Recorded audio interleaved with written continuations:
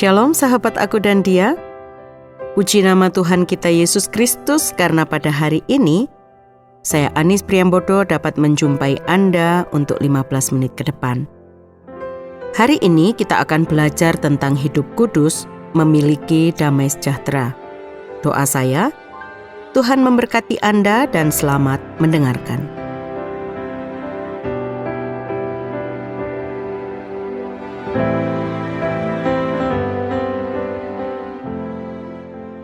Sahabat aku dan dia, hidup kudus ditandai dengan adanya damai sejahtera atau kedamaian.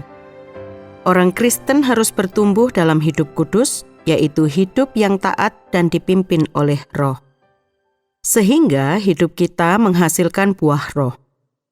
Kita sudah belajar buah Roh, yaitu kasih, sukacita, sebagai tanda hidup kudus, dan hari ini kita akan belajar tentang damai sejahtera, Galatia 5 ayat 22. Tetapi buah Roh ialah kasih, sukacita, damai sejahtera. Ketika kita mendengar kata damai, yang terlintas dalam pikiran kita adalah hidup yang rukun, tanpa pertikaian atau konflik. Mari kita melihat arti damai, dan kita awali di dalam Kamus Besar Bahasa Indonesia.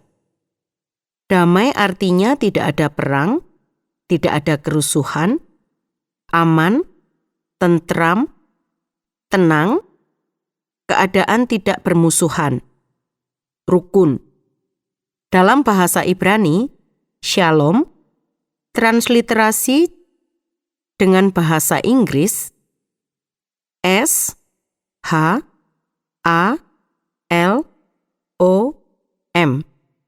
Sedangkan jika ditransliterasi dalam bahasa Indonesia, S-Y-A-L-O-M. Keduanya sama saja.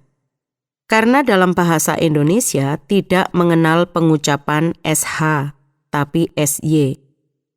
Berarti damai, perdamaian, atau ketenangan. Kata shalom digunakan untuk mengucapkan selamat kepada seseorang, untuk menanyakan keselamatan.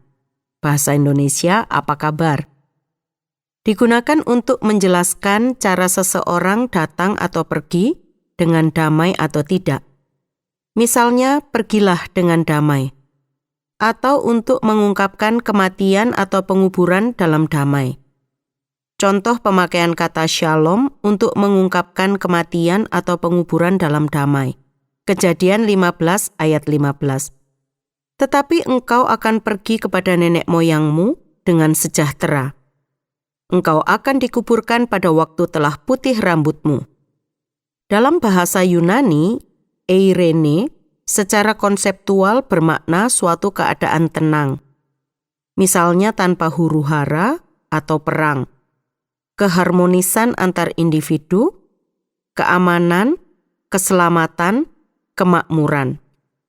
Menurut William Barclay, kata eirene dalam bahasa Yunani sehari-hari pada masa itu dipakai dengan kedua kegunaan yang menarik.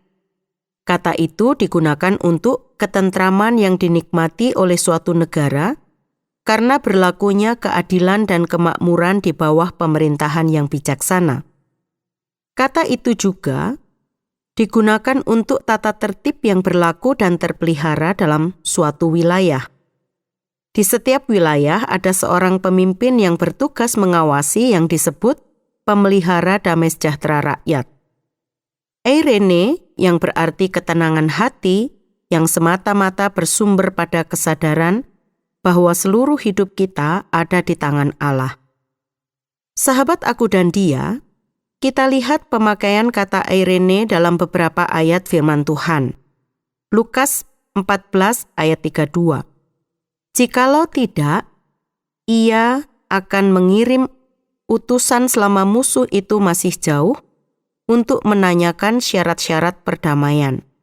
Perdamaian dalam firman Tuhan ini menggunakan kata eirene, suatu keadaan untuk mengakhiri peperangan atau lawan dari perang atau perselisihan. Lukas 2 ayat 29.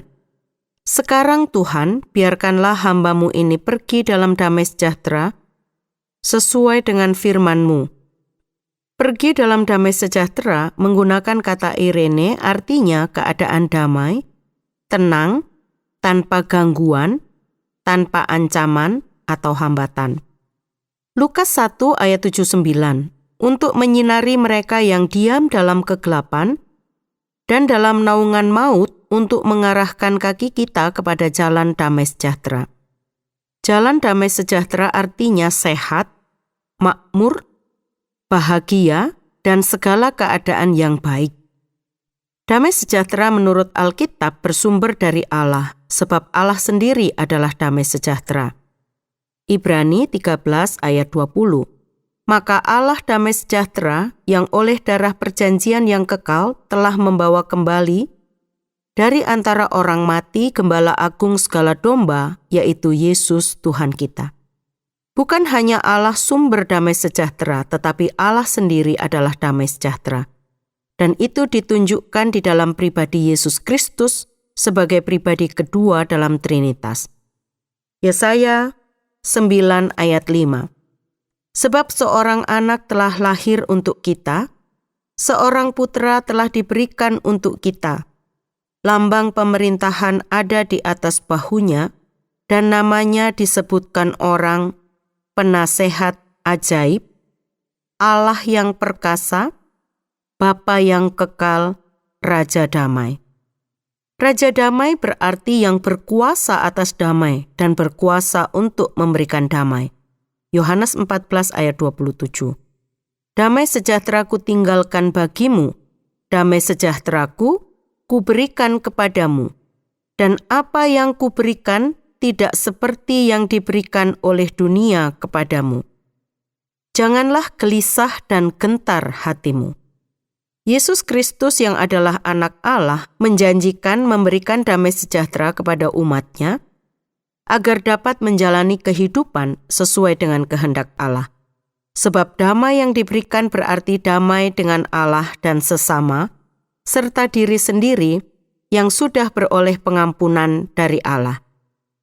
Damai sejahtera yang dijanjikan itu unik dan lain dari yang diberikan oleh dunia. Berita yang disampaikan oleh Nabi Yesaya dalam Yesaya 9 ayat 5 digenapi di dalam Lukas 2 ayat 14. Ketika sejumlah besar bala tentara sorga bersama dengan malaikat memberitakan kelahiran Yesus Kristus pada para gembala, kemuliaan bagi Allah di tempat yang maha tinggi, dan damai sejahtera di bumi di antara manusia yang berkenan kepadanya. Firman Allah yang menjadi manusia memberi jaminan damai sejahtera bagi umat manusia yang berkenan kepadanya. Sahabat aku dan dia, damai sejahtera yang dijanjikan dan digenapi dalam Yesus Kristus bukan berarti kita hidup dalam keadaan yang tenang tanpa ancaman, gangguan, atau perselisihan. Sebab pada kenyataannya, hidup kita di dunia ini ada dalam peperangan, khususnya berperang melawan iblis. Tetapi jangan menjadi lemah, sebab damai sejahtera yang Tuhan Yesus berikan dan Tuhan Yesus sudah mengalahkan dunia ini. Yohanes 16 ayat 33.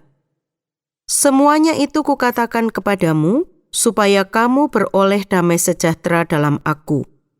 Dalam dunia, kamu menderita penganiayaan, tetapi kuatkanlah hatimu, aku telah mengalahkan dunia. Manusia yang berdosa adalah musuh Allah, sasaran murka Allah.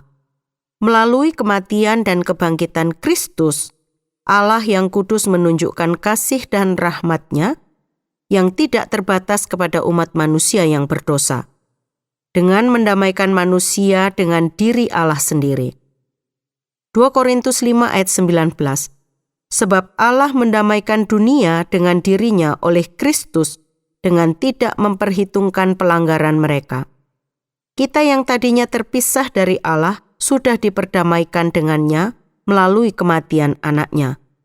Kolose 1 ayat 21-22. Juga kamu yang dahulu hidup jauh dari Allah dan yang memusuhinya dalam hati dan pikiran, seperti yang nyata dari perbuatan yang jahat, sekarang diperdamaikannya di dalam tubuh jasmani Kristus oleh kematiannya, untuk menempatkan kamu kudus dan tak bercela dan tak bercacat di hadapannya. Damai sejahtera itu sudah tersedia bagi umat manusia, namun siapakah yang dapat memilikinya? Damai sejahtera dapat dimiliki oleh orang percaya kepada Kristus dan yang sudah menerima pengampunan. Roma 2 ayat 10. Tetapi kemuliaan, kehormatan, dan damai sejahtera akan diperoleh semua orang yang berbuat baik, pertama-tama orang Yahudi dan juga orang Yunani. Berbuat baik dalam bagian ini bukan supaya memperoleh keselamatan, tetapi karena sudah diselamatkan. Roma 5 ayat 1. Sebab itu kita yang dibenarkan karena iman, kita hidup dalam damai sejahtera dengan Allah oleh karena Tuhan kita Yesus Kristus. Sangat jelas bahwa kita yang dibenarkan karena iman beroleh pendamaian dengan Allah oleh karena Tuhan kita Yesus Kristus. Roma 15 ayat 13.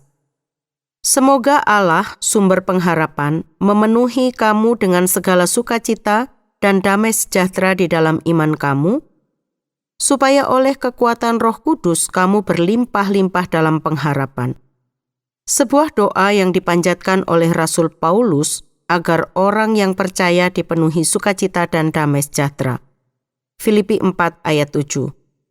Damai sejahtera Allah yang melampaui segala akal akan memelihara hati dan pikiranmu dalam Kristus Yesus. 2 Korintus 13 ayat 11. Akhirnya, saudara-saudaraku, bersukacitalah, usahakanlah dirimu supaya sempurna, terimalah segala nasihatku, sehati sepikirlah kamu dan hiduplah dalam damai sejahtera. Maka Allah sumber kasih dan damai sejahtera akan menyertai kamu. Sahabat, sudahkah kita hidup dalam damai sejahtera Allah dan sesama? Jujur, saya secara pribadi sering gagal menikmati damai sejahtera Allah. Namun saya terus bertekad dan mohon kepada Roh Kudus agar hidup saya dipenuhi dengan damai sejahtera-Nya. Dan jangan kita melupakan bahwa Allah yang sudah memberikan kepada kita damai sejahtera, maka haruslah kita menjadi pembawa damai sejahtera bagi sesama. Matius 5 ayat 9. Berbahagialah orang yang membawa damai, karena mereka akan disebut anak-anak Allah. Menjadi pembawa damai oleh kita telah diperdamaikan dengan Allah. Konsekuensinya adalah kita juga harus dapat membawa damai bagi sesama. 2 Korintus 5 ayat 18-20. Dan semuanya ini dari Allah yang dengan perantaraan Kristus telah mendamaikan kita dengan dirinya dan yang telah mempercayakan pelayanan pendamaian itu kepada kami. Sebab Allah mendamaikan dunia dengan dirinya oleh Kristus dengan tidak memperhitungkan pelanggaran mereka. Ia telah mempercayakan berita pendamaian itu kepada kami, jadi kami adalah utusan-utusan Kristus. Seakan-akan Allah menasehati kamu, dengan perantaraan kami, dalam nama Kristus, kami meminta kepadamu, berilah dirimu didamaikan dengan Allah. Hidup kudus mempunyai hubungan damai sejahtera dengan Allah, dan mempunyai damai dari Allah yang memungkinkan kita mempunyai hubungan damai dengan sesama. Dan pada akhirnya, seluruh bumi penuh dengan damai sejahtera Allah. Sahabat Aku dan Dia, usai sudah perjumpaan kita kali ini. Bila Anda ingin membagikan kisah Anda atau Anda ingin memberi usul maupun pertanyaan, hubungi kami melalui SMS atau WA ke nomor 081 333 777 386. Saya Anis mohon pamit. Sampai jumpa.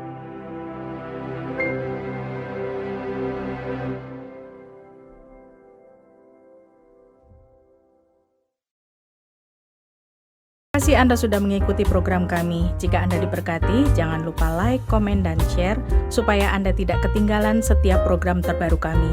Jangan lupa juga untuk subscribe channelnya dan nyalakan loncengnya.